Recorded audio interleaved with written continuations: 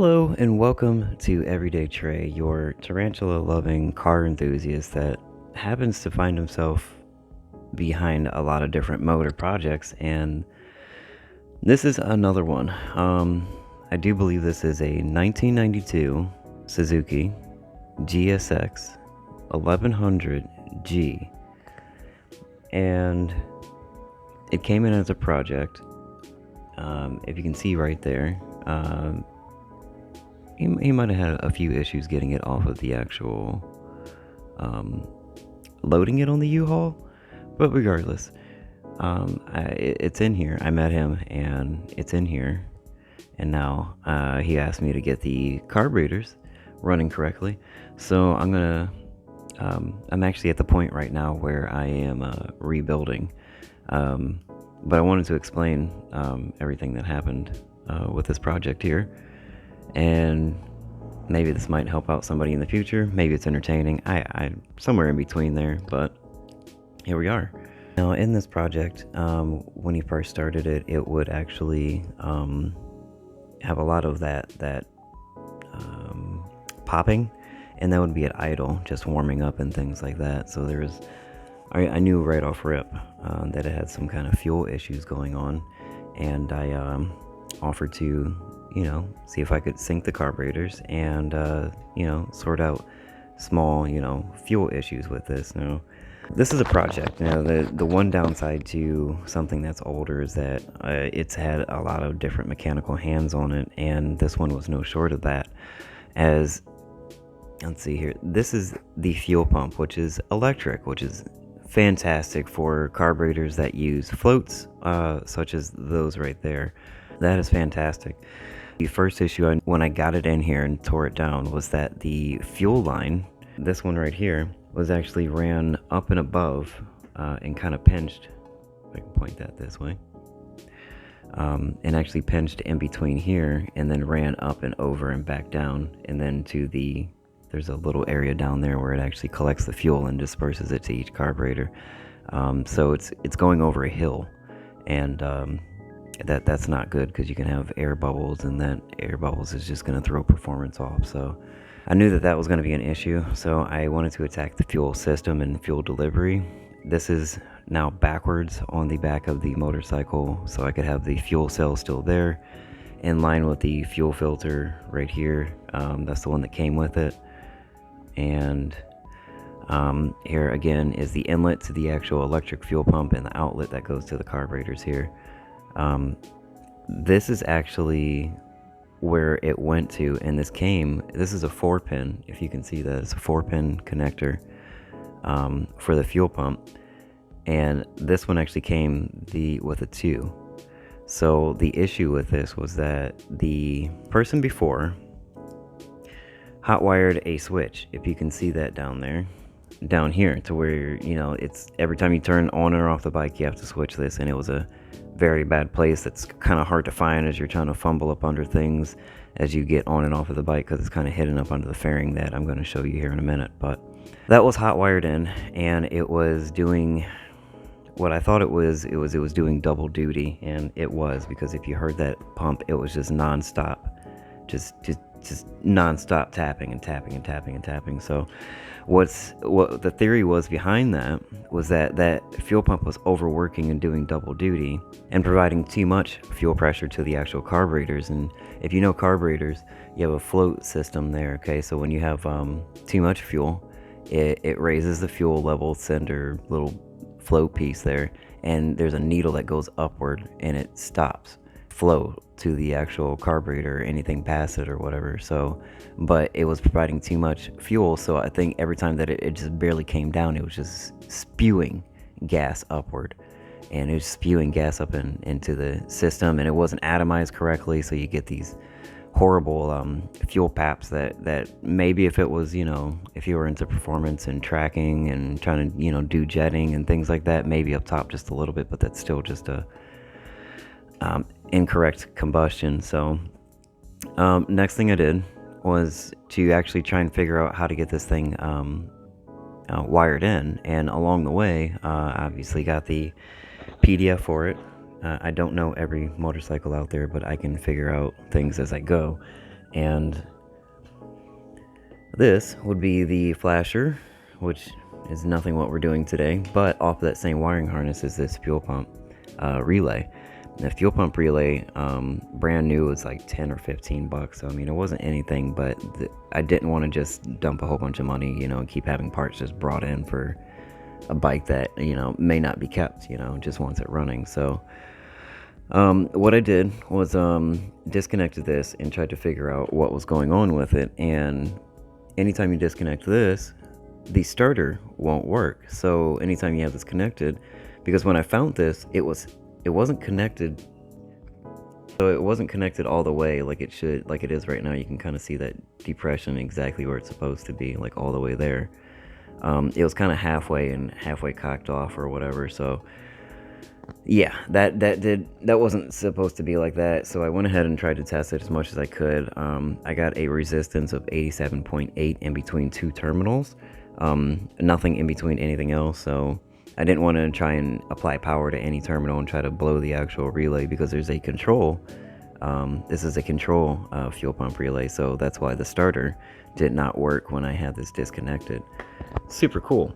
So at least I knew that that was working halfway, so that was good. So fuel pump relay, good. That's the only thing that would actually supply power to this. Now, 4-pin, I mean, I can get into the wiring and everything like that. There was a schematic that I could put up there and let you know that I was trying to actually go backwards on the wiring diagram to figure out everything that's going on with this. But I ended up getting the correct signal, and I marked it on here because I had to undo the wiring and then do wiring, but I scratched it right there. That's the terminal. So you look at it, you know, look at it this way, that way. That's that same terminal right there. That's the one that you want to use for the actual power. And I used some electrical tape and some shrink tubing to get that to actually fit. Now that's a blade that I helped splice. This is somebody, I don't know if that came with a pump, but this is what I was dealing with. Is I was like, these are house conduits or, you know, electrical connectors. Like, you don't put this on bike on a you know, DC system. So I just wanted to use this in theory, and I'm going to be rebuilding this as right now. But yeah, this was a huge issue. So now I have the blade kind of connected. Let me put my microphone back on here. Hopefully you can still hear me. And that's exactly how I know which one to go into, because try to make it easy for anybody in the future if they try to actually, you know, work on the bike. And I have that covered up to where, you know, barely anything metal, you know, because this is a positive line, is actually, you know, nothing is exposed. So if you're rattling the bike, obviously going down the street, because these aren't, you know, exactly like rolling on a cloud here. So it's actually going to be good to go. I'm just going to put a little bit more electrical tape just to make sure that this stays together. It's got a good amount of force to stay together, but I don't want anything happening and it's becoming any kind of an issue, just because that blade is pretty long. I don't want to cut that down. So it's good connectivity, and I'd rather just put just a little extra piece just to suspend it together, but still, you know, kind of good here. I'm going to get rid of this, because that, never will I ever use something like that on a bike, really, or a car for that matter. Regardless, so I got the fuel delivery correct, and now it's key on, key off, because again, you had to flick this switch down here, which I left in case anybody in the future wanted to, you know, put lights on or auxiliary lights, you know, whatever, you know, little switch or whatever. It still has the connector open for that in there. I don't know if you can see that little metal prong in there, but that one is open. And so, which leaves the carburetors. Now, I went to the carburetors. Let me see if I can get this in a little bit lower. All right, here we go now. I went to these carburetors here, okay, and I've tuned quite a few in my past. And this was something special here. When you're tuning it by ear, I don't know what it was before, but I know what it was when it came in here. And I wouldn't tune it by ear. That's for sure. I have this lovely sync tool, which I will explain here in a second. But that is wonderful to have if you are doing any kind of carburetors that are more than one. Then you have to, like, you know, sync them together. Then, you know, 2, 3, 4. It is fantastic to have that tool. Now, what I did with these carburetors is on the bottom, which I don't even know if I can show you that one, but there's a air fuel mixture screw. It's actually a fuel mixture screw, and it's that circle right there. So that one right there, in between there, I actually had to customize a screwdriver to fit in there. It's a flathead, and that flathead, where's that screwdriver at then? Well, I had to customize the screwdriver. Here it is. Wow. And when I say it is a button screwdriver, and then I had to shave down the sides there just to kind of get it to fit in there properly. Okay. So this is one of those teeny tiny screwdrivers. I think you can get a set 2 for $1 at Harbor Freight. And this is a lifesaver because none of my other screwdrivers are small enough to get in between. You can see, like, this is a small area to work in, okay? So I'm trying to do this and get in between in that little hole there all the way down for all 4.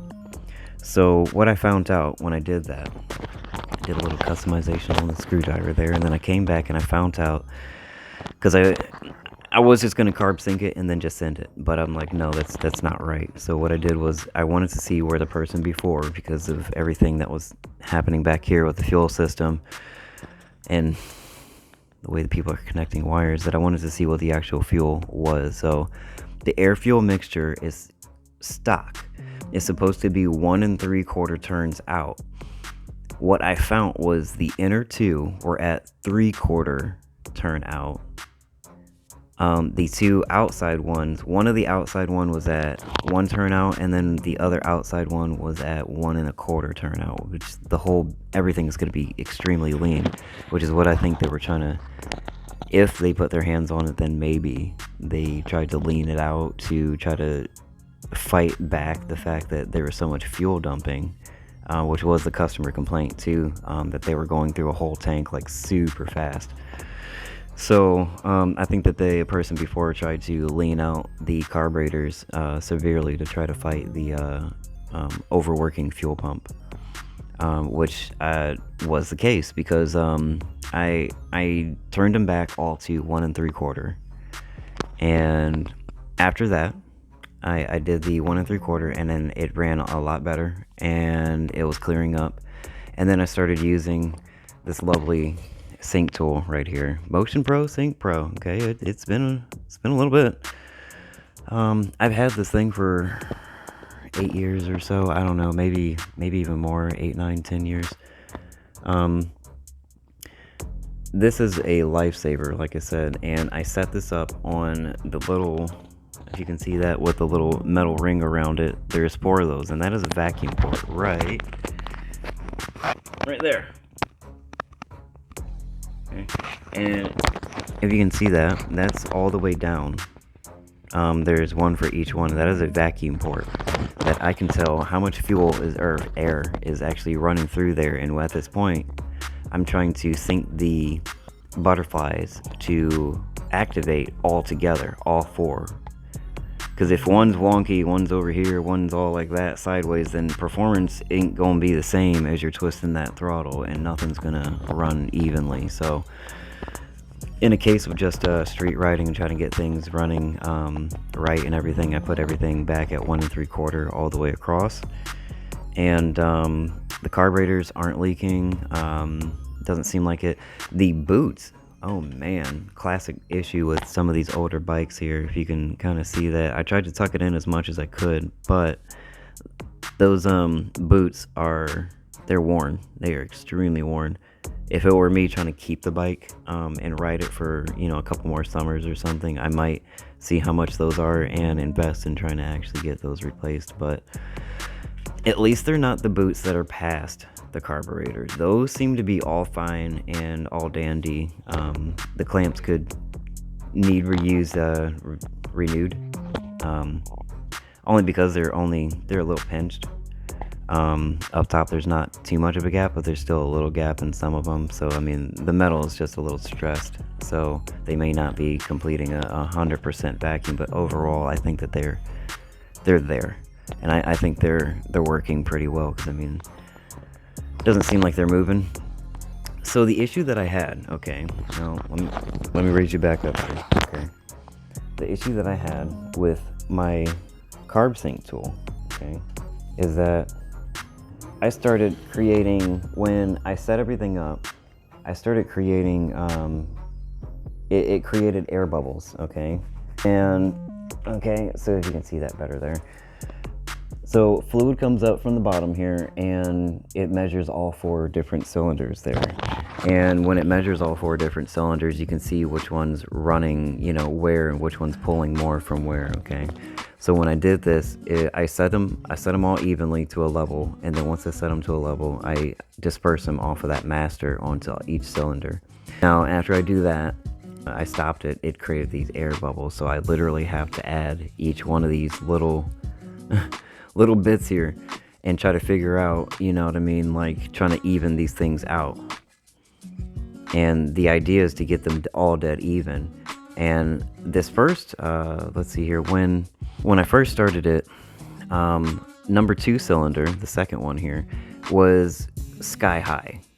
And this first one was way lower, okay, a huge difference there, like one was here and one was like there, okay, and those 2 are paired together, and then you have 1 and 2 paired together, you have 3 and 4 paired together, which those are off, but they were off like maybe like that much, if you can kind of tell where I'm at here, but they were just off, you know, enough. But yeah, with that high one there, and then that one here, and then this one here, and then that one over there, it just was way far. So I did the right way to actually get it all synced up and the right process and everything. And I even had to add these little gaps in here, which it got worse as I stopped it and started it, you know, just a few more times just to make sure that my accuracy was right. But it sounds a hell of a lot better.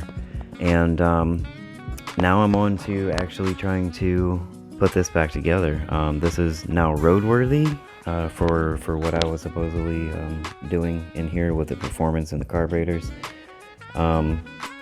When it did first come in, like I said, it fell off the side of a U-Haul, which happens, you know. But, you know, hurt the guy's hip, which I feel bad for. That sucks, you know. Having, I don't know, this is like what, 500, 600, maybe 700 wet. I don't know. It's a lot more than I want laying on my hip. So I guess between concrete and that, he got squished pretty good. It scratched up the fins here pretty well, but not too horribly. But you can definitely tell it was dropped right there from that. The little bolt right here, same thing there. And I think there's a couple more scratches along the way. I think it was on the fairing, because I still have the fairings over here too. But when he did that, he said that the fluid for the actual master cylinder, for the clutch master, was dry. So you couldn't even get it in gear to try to take it down the street, because he could get it started, but he couldn't actually do that because of the clutch. So first thing I did was the actual clutch. And I put .4 in there, and then I bled it out as much as I could, and got something happening with the slave cylinder down here. But I did note and tell him that the slave cylinder is leaking. If you can see that little dot right there, that little dot is what's coming from there. So it's not horrible, as I'm hear it. It's working, and it's gonna do the job. But that's something that I would, with this heat down here in Florida, I think that's gonna need replaced this summer, probably, definitely, actually, more than likely, I would say. But I don't know, each bike is, you know, its own. It may last another 8 years, I have no idea. But in my eye, anytime that I had that problem with my Kawasaki's, it was soon to be the death of it until you replace that seal. And in most cases, it had a seal that you could, a rebuild kit that you could just put in there, and and do the right thing, and it would be all good. So, not bad at all to do that. So from there, here I am. I got the clutch activating, so where I think you can get the switch gears without actually destroying the transmission. And yeah, so now I'm at the point where I'm going to actually start rebuilding this and putting it back together, and hopefully he can take it down the street, and trying to get this back on the road. So he might be trading it for a Harley, but I don't know. I'm not a Harley fan, but to each their own. So let me go ahead and try to put this all back together.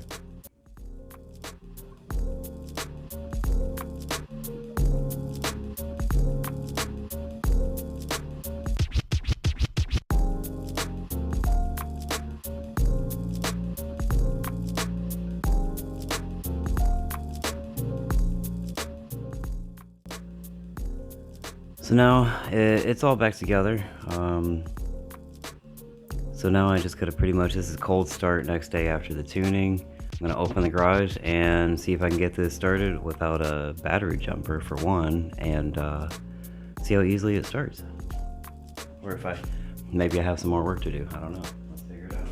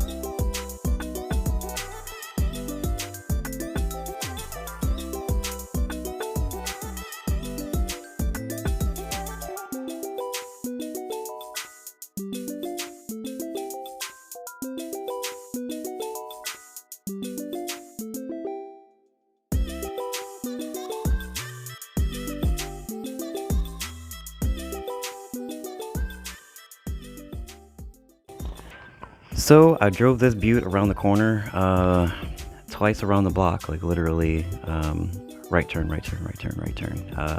twice around the block, and it still has some kind of papping in there, but the power is definitely there and available.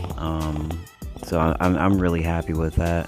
I advised him before, because he told me not to dig too deep into the project, because again, he might be trading this, but he said that he might be trading it for a Harley. But I did say that there might be some kind of a valve clearance issue. There's a small bit of tapping from the top side of the motor, and I'm kind of afraid of what might have happened when he tipped it over.